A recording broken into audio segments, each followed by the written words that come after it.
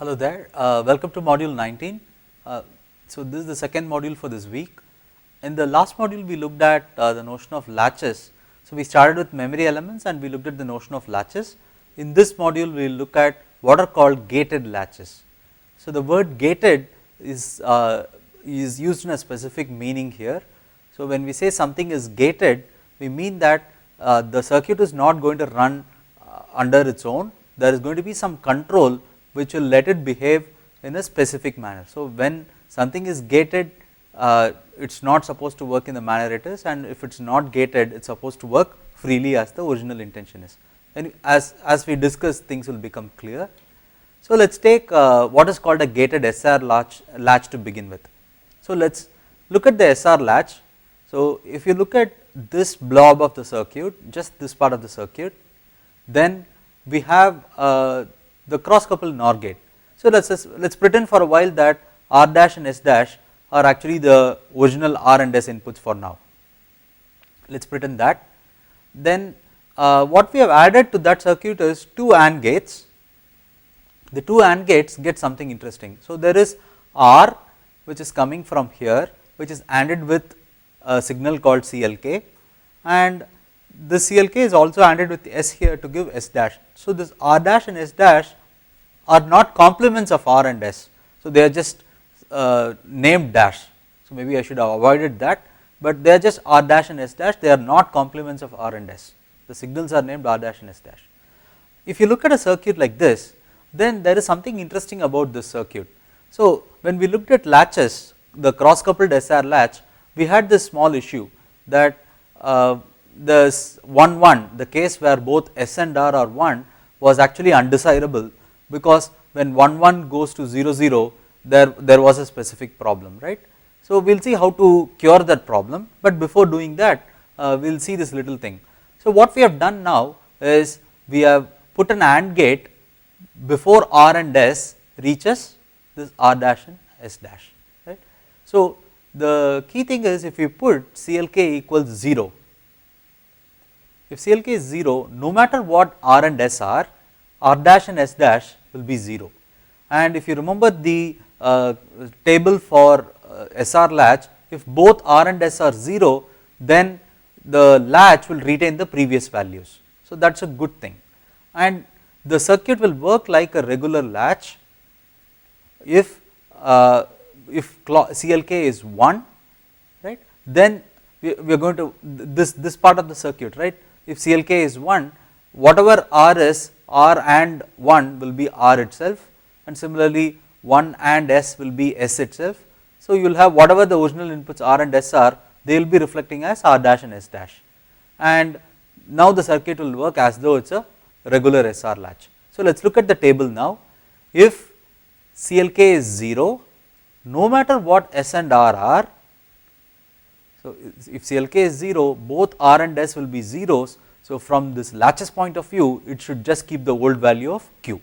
So, this Q is Q of t, by the way. And however, if CLK is 1, then you have the top half of the table. In the top half of the table, when CLK is 1, the latch is now transparent, as in it can see the changes in R and S. We will use the word transparent for that. So, the changes in R and S will go and change the value of Q and Q dash, and this is the manner, right. So, if you ignore the one here, then so for a while, if you know that CLK is 1, it is supposed to work like a latch, and these three columns, so this part of the table is as what we saw for the regular latch.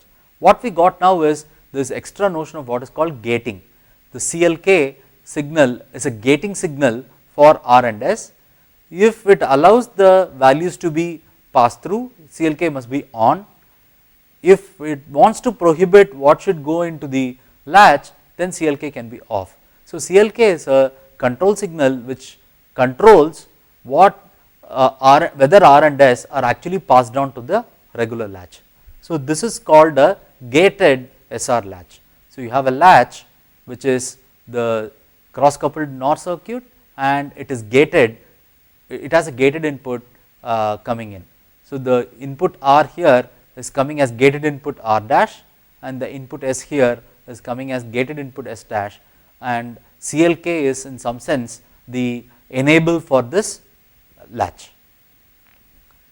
Similarly, you can build a gated SR latch with NAND gates. So, here we have a cross coupled NAND gate, and what we have done here is we have taken CLK and given it to the two NAND gate, two AND gates as before, except that in this case we are actually using NAND instead of AND. Let us see the meaning of this. If CLK is 0, right, then both S and R will be masked. So, you can't see the value of S and R, because if CLK is 0, here S this line will become 1 and this line will become 1, and both lines will essentially be 1. However, if CLK is 1, then S will be passed in its complemented value here and R will be passed in its complemented value here, right. So, that is what happens in this setup. So, essentially it is a cross coupled NAND circuit with a additional gating circuitry added before, and this circuitry works according to this table. So, if CLK is 1, it works as though it is a regular latch. If it is 0, then both these are 1, and if both these are 1, then we know that this part of the latch will retain the old value, so which is Q of t itself. So, as a black box, if you think there are 3 inputs S, CLK and R, forget the internal details, the black box is S, CLK and R, and the output is Q and Q bar. What we want is when CLK is 1 and if S comes on, we want the Q of t plus 1 to be 1. If CLK is 1 and if R is turned on and if S is off, we want the latch to be reset, we want Q of t plus 1 to be 0. If CLK is turned on and if both S and R are 0, then we want to retain the old value. So, that is this top line, and if CLK is turned off, this is like disabling the latch, you do not want to make any changes to the memory element. So, if CLK is turned off, no matter what S and R are, Q and Q bar should retain its old value. So, that is in the last row. If CLK is 0, no matter what S and R are, then you have Q of t is 0. So, this Q is again Q of t. So, again you can see a case where you have 2 X's here, right. So, it is actually meaning do not care. So, even if you have this gated circuit, there is still a subtle problem. The subtle problem is that if CLK is 1 and if S and R are both 1, then it can have the same problem that we talked about earlier, right. So, if CLK is 1, then S and R will go in the complemented form here, and if both of them are 1, if this is 1 and this is 1, then this will be 0 and this will be 0, and that can lead into a problematic case and the outputs can go undefined. So, the key thing that is happening is that we are allowing S and R to change at the same time. So, if you go back and look, remember the timing diagram that I showed earlier, we saw these 2 time slots T9 and T10 in the previous module. When we went from T9 to T10, the S and R were both simultaneously changing to 0 from 1 1, that was happening, that is a problem, and the previous inputs QA and QB were both zeros also. So, this what I called a perfect storm, those conditions could happen. So, by putting a gate here, a CLK here, it is not changing that. As long as gate is, the CLK is 1, the same conditions can happen with respect to S and R now. So, this 1 1 case is still an undesirable case. If CLK is 1 and if S and R are 1, it is still undesirable, because when this 1 1 changes to 0 0 here simultaneously, this can upset the way the flip flop works and the flip flop can go into a oscillating situation. So, what we want is somehow get rid of the condition that both S and R are changing at the same time to the same value. We do not want that. Even though 0 0 is okay, changing from 1 1 to 0 0 was a problem. Somehow if I prevented S and R from taking the same values, then that is a good thing to have, right. We are going to do exactly that in the gated D latch. So, let us see this circuit now. What you have here is a basic SR latch, and if you take up to this point, it looks like it is a gated SR latch, right. If I start from here and if I look right side, it is like a gated SR latch.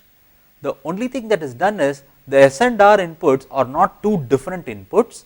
We want to avoid the condition that S and R should not take the same value. One way in which we can ensure that is, we take a signal called D, we give the value as it is to S and we give its complement to R. Now if I look at it from S and R points of view, S and R can never be the same. You see the point, right? So if S is 0, R should be 1, if S is 1, R should be 0. We will never have the case 1 1 coming into this gated D latch, right. So if we take a gated SR latch, which is this part, right, starting from here to the right, that is a gated SR latch, and to the SR inputs, if you add this extra piece of circuit where you take a single D input, it goes as uncomplemented and complemented inputs to S and R, then you will never have the condition where both S and R are 1 simultaneously. In fact, they cannot even be both 0 simultaneously. So this is an interesting case, and this is going to be called a gated D latch. The symbol we will use for a gated D latch is as follows. So D is a single input that comes in, there are two outputs Q and Q bar, and there is a single gate signal called G.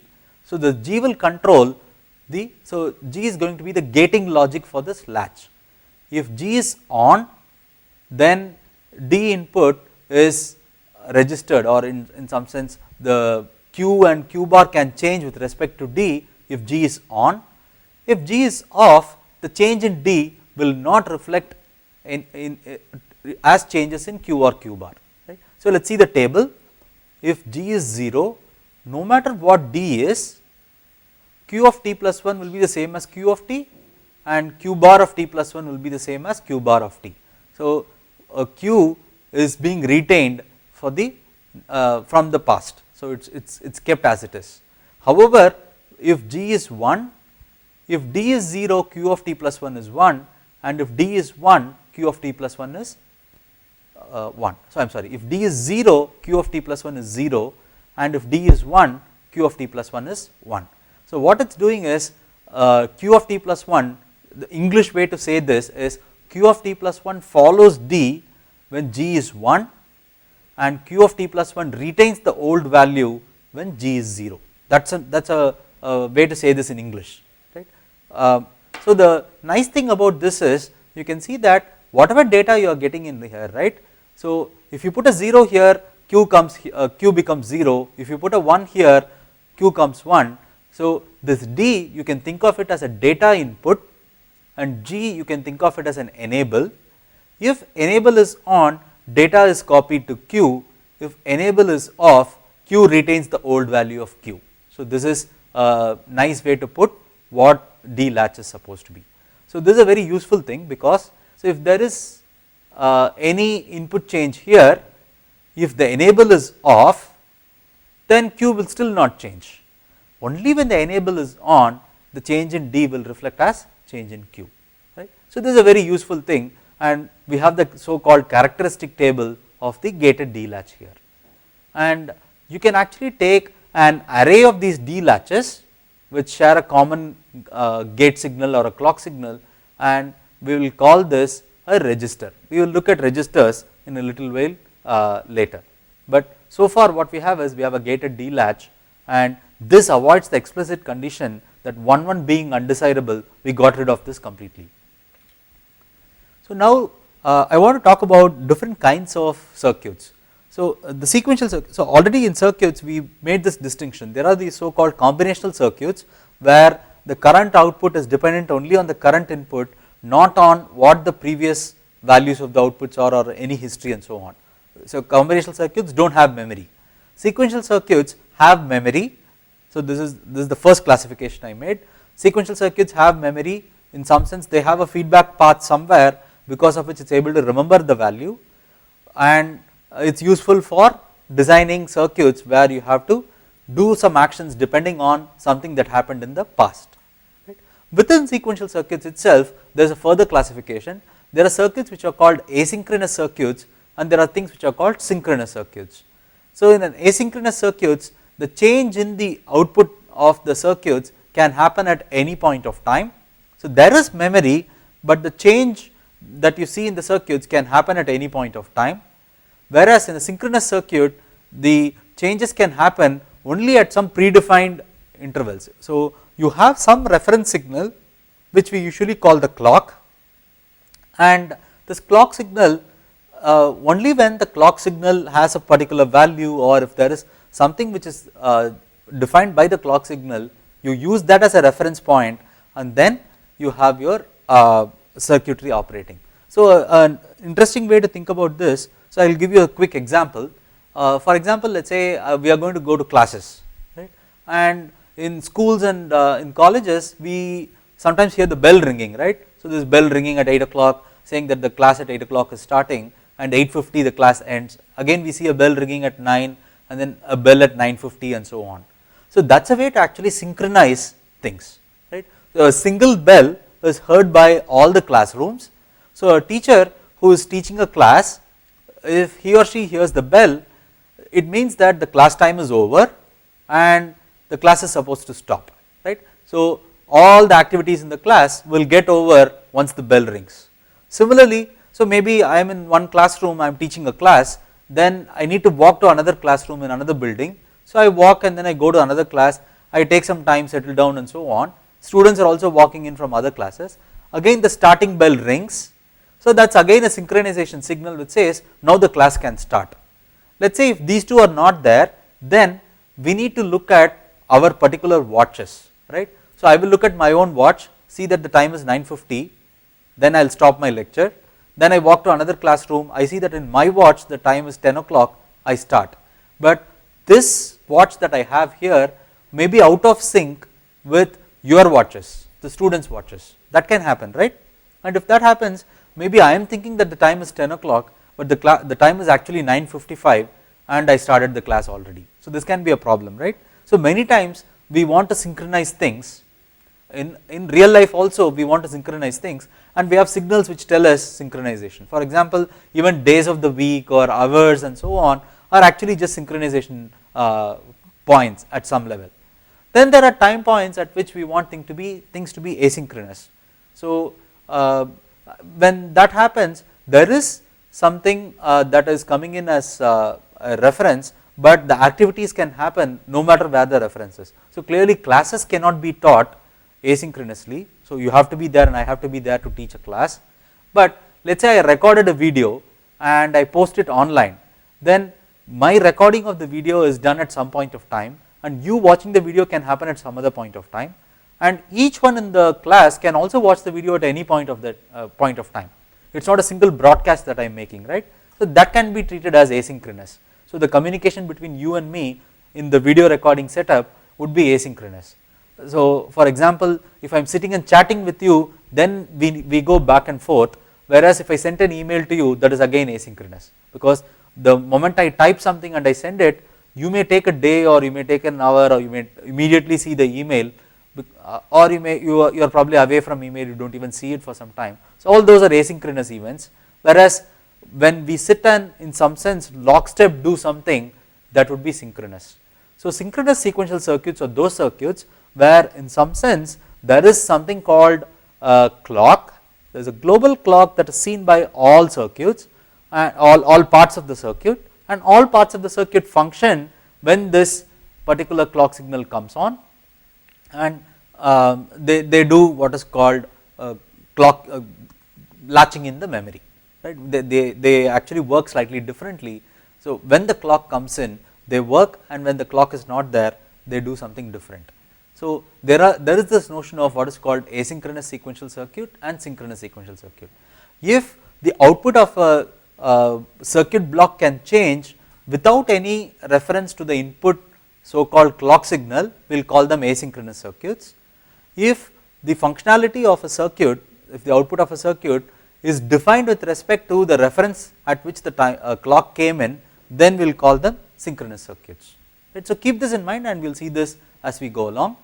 So, let us see a quick example. Let us say I have a clock signal that comes in periodically. For example, ringing the bell is a periodic thing. At 8 o'clock we will ring, at 9 o'clock we will ring, at 10 o'clock we will ring and so on. So, that is a periodic signal. So, in the real world the clock signal is also another signal, and this signal has voltage levels. So, it could be at voltage level 0 or it could be at voltage level 1. When it is at voltage level 0, we will call that level 0, and when it is at voltage level VDD, we will call that level 1. And in real world, this going from level 0 to level 1 is not instantaneous. It is not that magically there is a signal which goes from 0 to 1. So, typically there is some charging or discharging or something that may happen in other parts of the circuit which will require some non-zero time to go from 0 to 1 or 1 to 0. In term for a clock signal, it is usually coming from a quartz. It is a physical entity which is oscillating at a certain frequency, and those when you tap the oscillator and when you bring it into the chip, it's that takes some finite amount of time also. So, switching from level 0 to level 1 is not instantaneous. Similarly, switching from level 1 to level 0 is also not instantaneous. Nevertheless, the first thing is that usually the clock periods, the clock signals are periodic. What we mean by that is, so there is a frequency at which this clock is going to tick. So, this clock signal here, this waveform here for instance, goes from 0 to 1 and then goes back to 0 at some point, again goes from 0 to 1 at let us say a time period t away.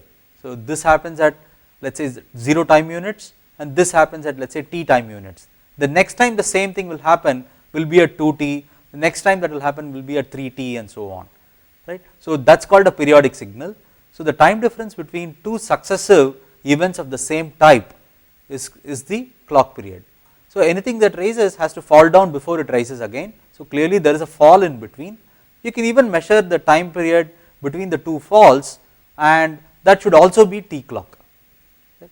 So, we will call this edge going from level 0 to level 1 as the rising edge, and the edge that goes from 1 to 0 we will call that the falling edge. So, we have rising edge and we have falling edge. So, every clock period will have one rising edge and one falling edge. So, the clock period could start with one rising edge, somewhere in the middle it has one falling edge, and then just before the beginning of the next rising edge. So, that is a clock period. Or if you measure from the negative edge, right, the falling edge, it starts with just the beginning of the falling edge, then the level is 0, then it goes to one rising edge, and then just before the beginning of the next falling edge. So, even that is called a clock period. So, clock period essentially says how frequently this reference signal is coming. So, for example, in the classroom example I gave, 8 o'clock, 9 o'clock, 10 o'clock means there is a clock signal every 1 hour, right. Whereas, if I had let us say classes which are only half an hour, then I will have a bell at 8, a bell at 8:30, a bell at 9 o'clock and so on. So, my clock rate is different in that case. So, frequency or the clock rate is defined as 1 over time period. So, remember time period is measured in units of seconds, it could be nanoseconds, milliseconds, microseconds, whatever, and frequency is 1 over time period, or this is the rate at which the clock is coming in, and the units are in hertz. So, hertz is always written with capital H and small case z. There is also a relevant definition called the duty cycle. So, if you notice this, right, there is a small period at which it is rising, and there is for a significant amount of time it is at level 1, and then it falls to 0, and then for some amount of time it is kept at 0, right. So, duty cycle is defined as the on time or the time at which it is at level 1 divided by the clock period. So, in this example the on time is slightly bigger than the off time. So, I would expect that the duty cycle is greater than 50%, but if the length of the on period is exactly the same as the length of the off period, then the duty cycle would be on time divided by on time plus off time. If they both are the same, then it is 50%. So, this definition of a duty cycle is also useful, but just remember this for a while now, we will need this in the later classes. So, it is specified here so that as a definition it is all in one place. So, we have seen what is a clock edge, what are the levels, what is a positive and what is a negative edge, and we have seen what is called a duty cycle. And let us now go back to the latches. So, latches we call them level sensitive because the output of a latch can change if there is any change in input, as long as the level at which the gating signal is there is on. So, no matter when D changes, as long as G is on, even if D changes many times, you will see an effect of that on Q in the case of a D latch. So, D latch is called a latch, so the circuit I showed earlier is called a latch, because as long as G is on, even multiple changes in D will be propagated to the output Q, and this is okay for in some cases, but in many cases it is actually undesirable. We do not want changes in D to be propagated to Q whenever G is on. So, we will see why this is the case as and when we build examples, but this is an issue in practical circuits. So, what we will do is we will go and look at what are called edge sensitive circuits instead. So, edge sensitive circuits are those which are not dependent on the level, but they are going to depend on the rising or the falling edge. So, if you go back to this, usually what happens is a clock signal takes very little time to some amount of time which to go from 0 to 1 and from 1 to 0, but this time is much lesser than the time period when it is kept at 1 and when it is kept at 0. So, usually the rise time and fall time are much lesser compared to the time at which it is on and time at which it is off. Okay. So, I just want you to know that, and we will do what are called edge sensitive circuits, where some action or the reference point comes from either this edge or this edge and not based on the level. Right. So, at this point what I would like you to do is go back and look at the circuit and go and check if you keep the G signal or the clock signal on in the gated circuits that you have seen so far, try and change the D signal in the D gate. So, in the D latch, go and change D, keep G at on, change D, see what happens to the change in Q, right, see if Q changes at all or not. You will notice that in a gated D latch, Q will in fact change. So, we are going to design a circuit later which actually does something different, and we will get to that in the next module. So, this brings me to end of module 19, and I will take some time to go and review materials from both module 18 and module 19, because you will need a lot of that for module 20. So, revise them before you go to module 20. Thank you.